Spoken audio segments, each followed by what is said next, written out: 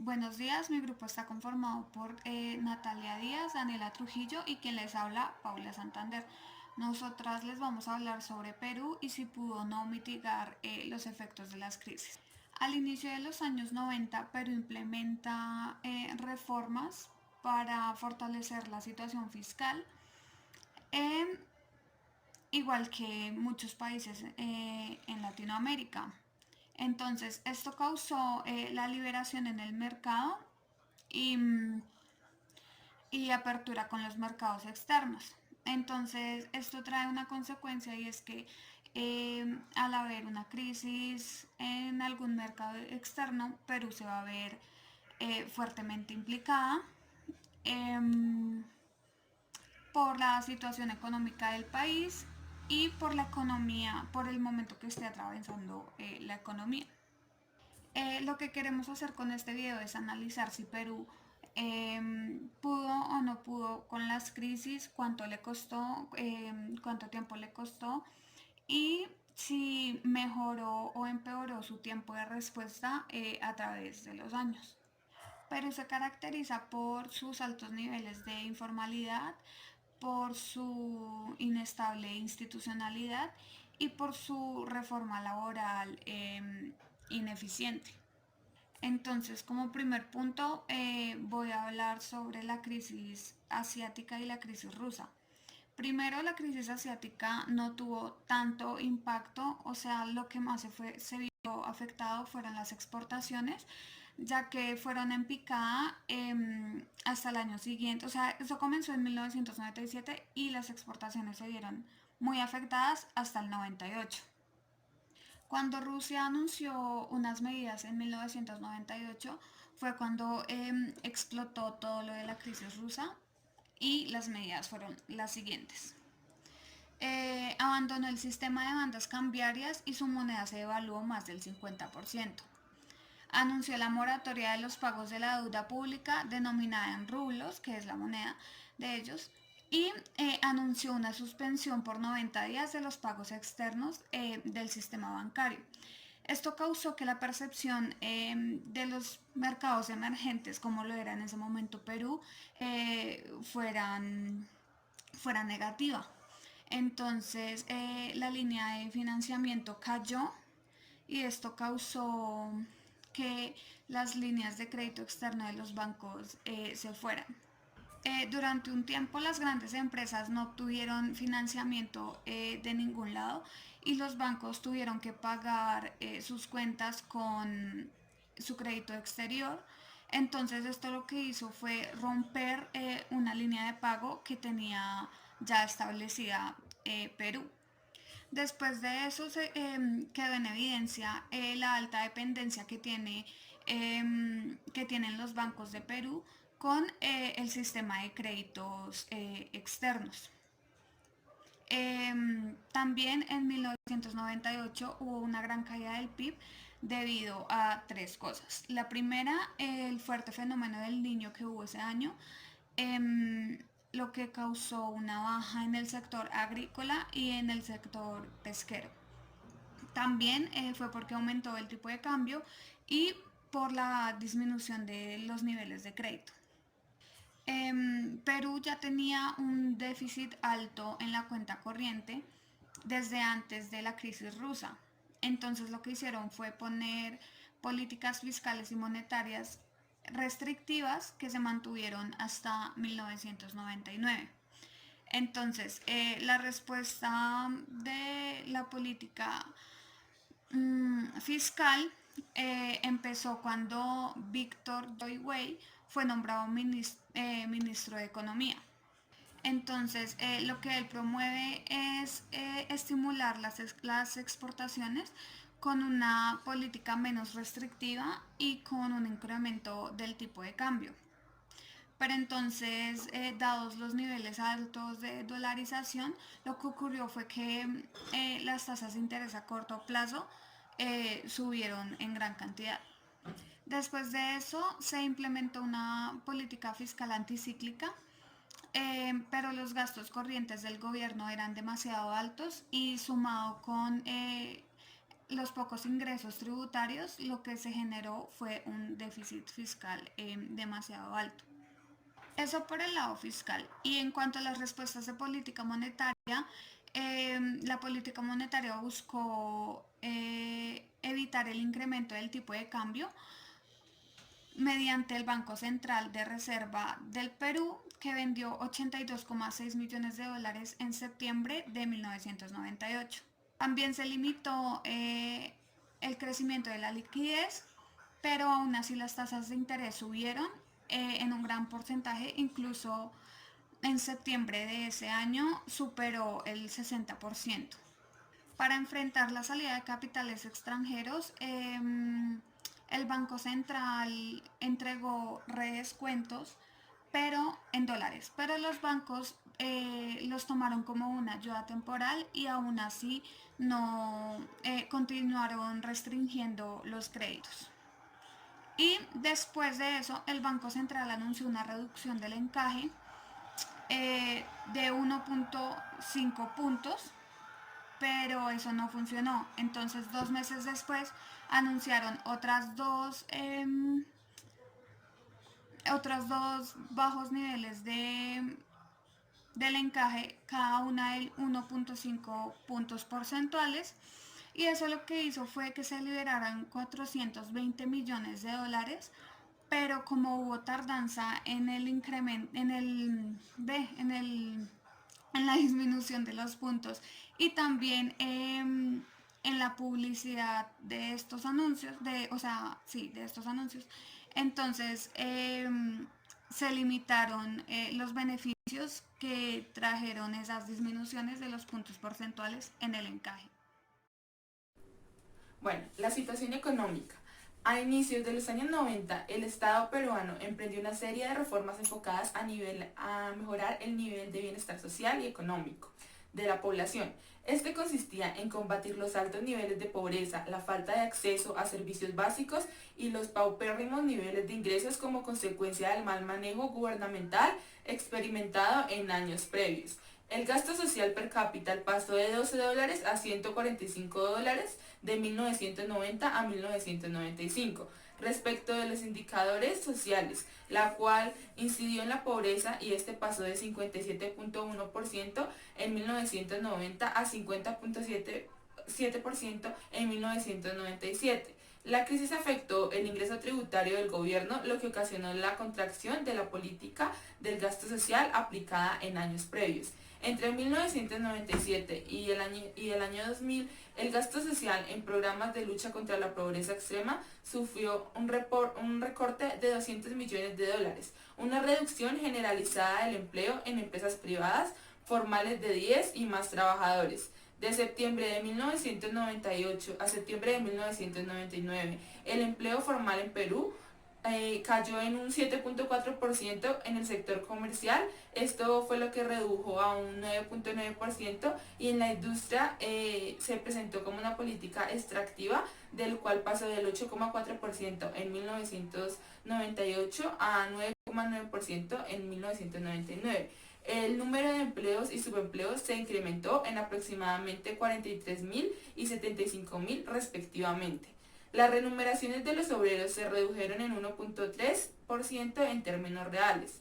Otra consecuencia de la crisis rusa fue el incremento de la pobreza, eliminando los avances de los años previos. En el cuarto trimestre de 1997 y el correspondiente a 1998, el número de personas en condición de pobreza se incrementó en un 1,6% millones de personas, aumentando 4,6 porcentuales, y la pobreza extrema ascendió en 0,2 puntos porcentuales, lo que equivale aproximadamente a 220 millones de personas. Bueno, en la crisis subprime se habla que esta se dio en el año 2002 porque Estados Unidos incentivó un plan con el objetivo de dinamizar el sector inmobiliario y lograr que los estadounidenses pudieran acceder a la casa propia. Posteriormente, la Reserva Federal redujo rápidamente las tasas de interés del 6% en enero del 2001 al 1% en marzo del 2003. En los siguientes años, el mercado inmobiliario experimentó una sorprendente expansión que condujo a que el sistema financiero colapsara. Los créditos eran mucho más riesgosos. La facilidad para obtener créditos hipotecarios acrecentó el precio de los activos y junto con la especulación sobre los mismos derivó una burbuja inmobiliaria. Se empezó a titulizar los créditos subprime en una variedad de nuevos activos respaldados más que todo por las hipotecas que se trasladaron libremente y sin regulación. A principios del año 2007 estalló esta burbuja inmobiliaria y los precios se desplomaron incluso por debajo del valor de los créditos, lo que originó una cesación generalizada del pago de los créditos. El pago financiero se generalizó cuando el 15 de septiembre del 2008 Lehman Brothers se declaró en quiebra por la pérdida de valor de sus activos pagados de paquetes subprime. Bueno, la economía peruana básicamente estaba integrada de manera comercial y financieramente en el mundo, lo que resultó afectar a través de dichos canales. En lo comercial, la crisis provocó una recesión en las economías desarrolladas y desaceleración en las emergentes, lo que generó una drástica disminución de las exportaciones tanto en volúmenes como en precios y una caída significativa de los términos de intercambio por los menores niveles de commodities. En el año 2007, en diciembre más exactamente, lo que fue de diciembre del 2007 a diciembre del 2008, el valor de las exportaciones cayeron un 33%, lo que produjo resultados negativos en la balanza comercial a partir del último trimestre del 2008. En el ámbito financiero se incrementó el riesgo de las economías emergentes y con ello se enfrentaron dificultades en el financiamiento extremo. Hubo una disminución de liquidez y hubo un endeudamiento en las condiciones crediticias. Otros canales de transmisión fueron el flujo de remesas de peruanos, que también fueron como los residentes en el extranjero y las visitas de los turistas internacionales que restringieron contracciones significativas. Bueno, a partir de esto nos dan 3 puntos. El primero es la respuesta de la política fiscal, que la posición fiscal de Perú era muy sólida, producto del superávit fiscal del periodo 2006 a 2008 y el manejo prudencial orientado hacia la reducción de la deuda pública. No obstante, el fuerte manejo prudencial era orientado más que todo como al consumo, entonces este venía creciendo a tasas mucho más superiores que los productos en los meses previos y con el objetivo de evitar un recalentamiento se aplicó una política de contracción del gasto público en el segundo semestre del 2008. Se paralizaron las transferencias a los gobiernos subnacionales, se limitaron las autorizaciones de gastos e incluso se presupuestó,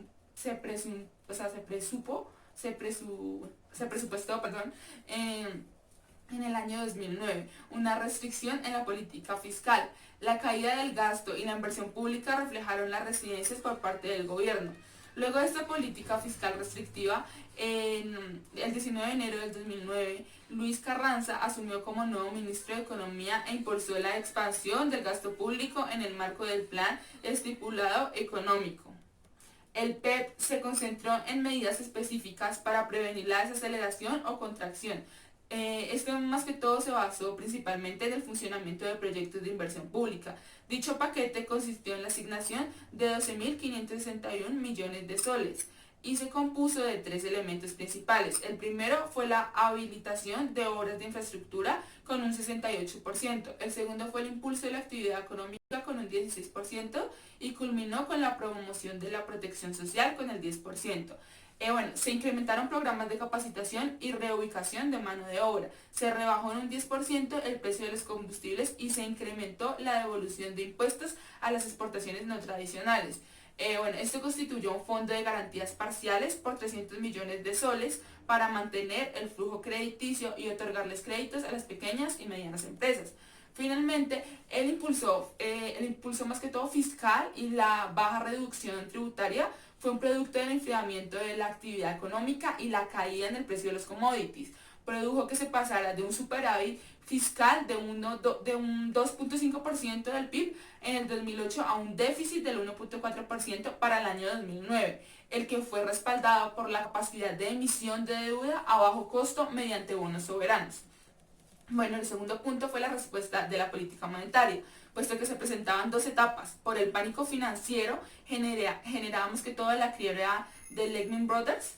En la primera etapa, bueno, la economía peruana continuó experimentando un alto crecimiento basado en sólidos fundamentos macroeconómicos. El rápido crecimiento de la inflación en el periodo del 2007 al 2008 fue un aumento del 1% anual a mediados del 2007 hasta el 7% anual a finales del 2008.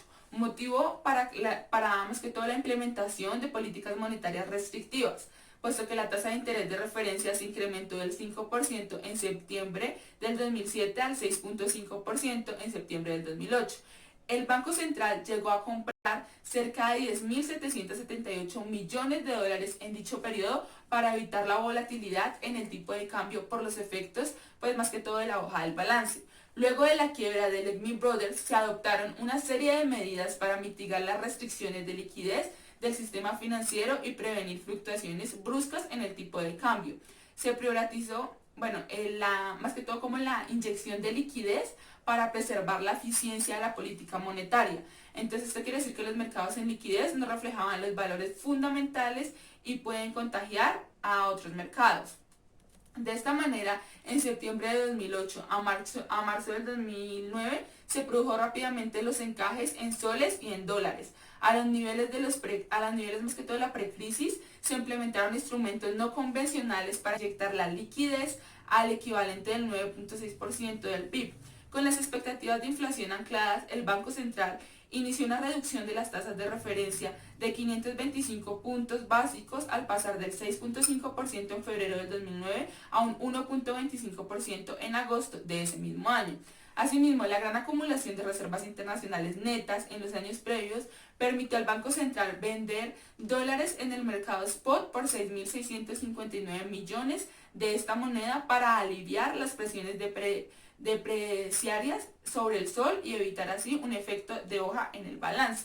Y como tercer punto tenemos la situación socioeconómica, que el buen desempeño de la economía en los años previos a la crisis permitió que los ingresos y gastos del gobierno se incrementaran, posibilitando al Estado aplicar políticas sociales en beneficio de las personas con menos recursos. La incidencia de la pobreza disminuyó en 22 puntos porcentuales, basados en un 54.8% en el 2001 al 36.2% para el año 2008. Lo mismo ocurrió con la pobreza extrema, que cayó 11.8% del 2001 al 2008. Esta reducción de la pobreza se relaciona con el crecimiento del 32.7% del ingreso real promedio per cápita mensual y de un 26.4% en el gasto real promedio per cápita en este periodo. Luego de la caída de Lehman Brothers, el gobierno asignó recursos para la protección social destinados en el año 2009, aproximadamente 1.300 millones de soles para el mantenimiento de infraestructura básica social de los gobiernos locales y para el equipamiento de establecimientos de salud institucionales, educativas, entre otros gastos. El Estado destinó 176 millones de soles para el programa de reconversión laboral y para más que todo la infraestructura y construcción de Perú. Según el ministro de Economía y Finanzas, en el año 2008 al año 2010 el gasto social total del gobierno general se incrementó en un 25.5%, se redujo en promedio 1.9% y un 5.8% respectivamente para el año 2009. Asimismo, el subempleo se redujo del año 2009 al 2010, tanto en el nivel urbano con 1.8% de puntos y bueno, con el 2.4%. Del 2008 al 2010, 1.6 millones de personas salieron de su condición de pobreza y el número de pobres extremos se redujo en 900.000 personas. En el periodo del 2009 al 2010, el decil de la población más pobre y vulnerable se registró con un 10.7% en su ingreso real promedio per cápita y este aumentó un 7.9% en su gasto real promedio per cápita. Bueno, y ya como tercera parte, entonces tenemos el título de dos crisis en perspectiva y propuesta de política. Entonces, respuesta de política y vulnerabilidad. Pues aquí es importante resaltar que frente a la crisis de la población de Perú, se vio afectada como en distintos grados, siendo la que más sufrió el impacto pues la población más vulnerable. Entonces, a finales del 1999 se aprobó la Ley de Prudencia y Transparencia Fiscal, que limita el crecimiento del gasto, lo que afecta al resultado fiscal. Y el objetivo final pues, es que la política fiscal contribuya a la recuperación y a moderar el exceso. Asimismo, en el año 2002 se implementó en el Perú el esquema de Inflation Targeting, mediante el cual las autoridades económicas se comprometen a no sobrepasar pues, la inflación objetivo. Respecto a los instrumentos implementados para focalizar las políticas en los más pobres, en 2004 se creó el Sistema de Focalización de Hogares, que es el SISFOC, que administra pues una base de datos socioeconómica que permite identificar a los beneficiarios de los programas sociales. Entonces, las consideraciones pues, técnicas para medir la pobreza y las fuentes de información han cambiado. Sin embargo, pues es posible hacer comparaciones en los periodos alrededor de cada crisis. Y bueno, la pobreza incrementó luego del estallido de la crisis rusa en 4,8 puntos porcentuales del cuarto trimestre, esto fue en el 97, al correspondiente de 1999, lo que equivale a 1,6 millones de personas, mientras que se redujo luego de la crisis subprime, cayendo 6,5 puntos porcentuales de 2008 a 2010, lo que representa 1,6 millones de personas. Respecto del empleo urbano en empresas de 10 y más trabajadores, este se redujo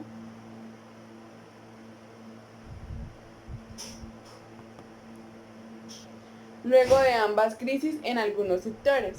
Sin embargo, se recuperó con mayor rapidez luego de la crisis subprime, lo que daría cuenta de un mejor mecanismo pues, de respuesta. Asimismo, el subempleo se incrementó en la población rural del 98 al 99 en 1,0 punto porcentual y se redujo en el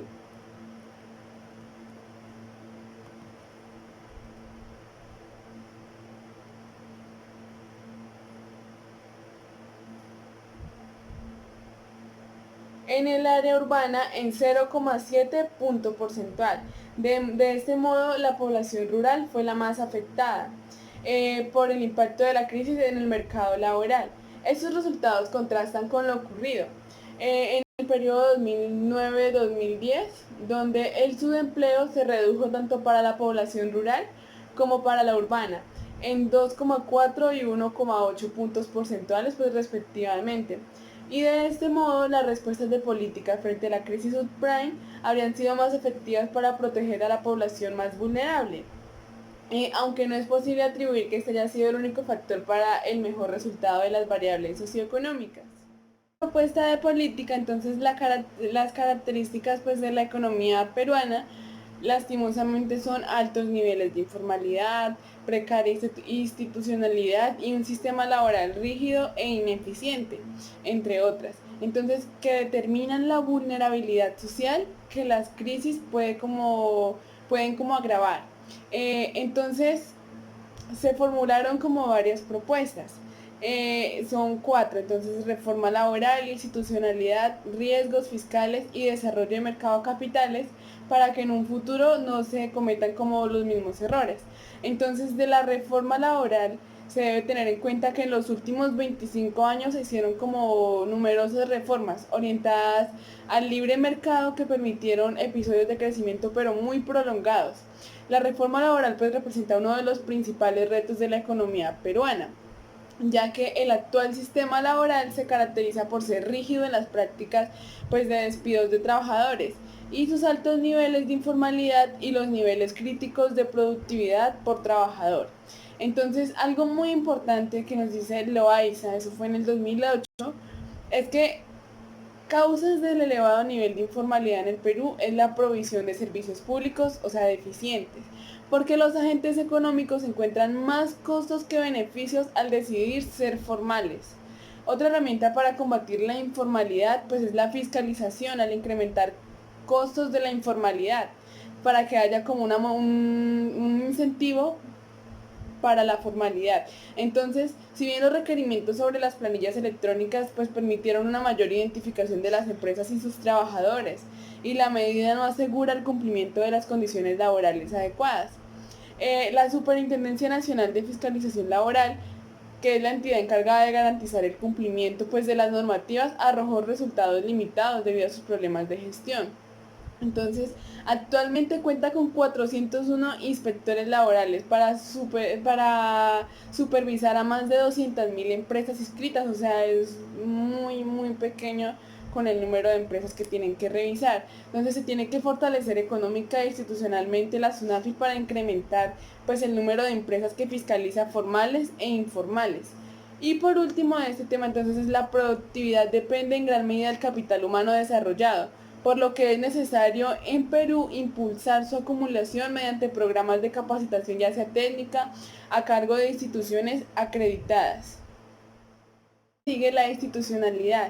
Entonces, la literatura indica una relación positiva de causalidad entre la institucionalidad y el desarrollo de las economías. Cuanto mayor sea la debilidad de las instituciones, menos creíbles y confiables pues son las políticas implementadas y por lo tanto sus efectos podrían ser parciales, nulos e incluso como contrarios a los objetivos que se tienen en un principio. Entonces la precariedad o las pocas instituciones es resultado de la falta de correspondencia entre los intereses de las autoridades de turno y pues las políticas públicas. Entonces, según el índice global de competitividad, Perú se ubica en el puesto 118 de 144 economías en el pilar pues, de instituciones y en el puesto 127 en el subpilar de instituciones públicas. Algo muy importante en esta parte que nos habla Gleiser es que la institucionalidad de un país depende de su capital humano. Por ello, siempre se debería impulsar la profesionalización de los trabajadores públicos, principalmente pues de los tomadores de decisiones, mediante la adopción generalizada y más rápida de las políticas establecidas pues por la Autoridad Nacional del Servicio Civil. En tercer punto tenemos los riesgos fiscales, siendo este punto pues muy importante para la economía del Perú, ya que un mal manejo, por decir algo como de las políticas para el gasto público, pues muestran mayor auge como lo fue en el periodo de 1960 a 2007. Las disposiciones fiscales en el Perú pues contribuyeron a aumentar el auge y a agudizar las recesiones, en lugar de estabilizarlos pues con una política procíclica. Pues, resulta importante potenciar el uso de la regla del gasto estructural que establece pues resultados fiscales estructurales para los siguientes 3 años y limita el gasto no financiero del gobierno general. De esta manera pues también se aseguran mayores recursos para el Fondo de Estabilización Fiscal, que tiene por objetivo pues la generación de ahorro público que permita incrementar la capacidad de respuesta del Estado ante escenarios que podrían producir impactos directivos sobre la economía nacional como periodos pues, recesivos. Gastos fiscales tenemos también la presión tributaria. Este es un elemento fundamental en la política fiscal, puesto que pues, representa el insumo primario, que serían los ingresos para cumplir con los objetivos que es a través de los gastos.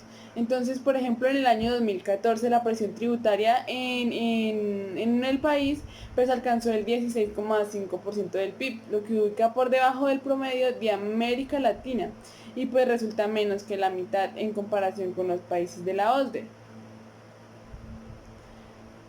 Bueno, entonces, sin embargo, pues los bajos niveles de recaudación responden principalmente a la elevada informalidad, como ya lo había nombrado anteriormente, donde la evasión y elusión tributaria que supera el 35% sobre el impuesto general a las ventas y el 50% sobre el impuesto a la renta. Por tanto, es necesario promover pues, políticas que permitan como una adecuada fiscalización de la economía informal y al mismo tiempo fomenten la formalidad.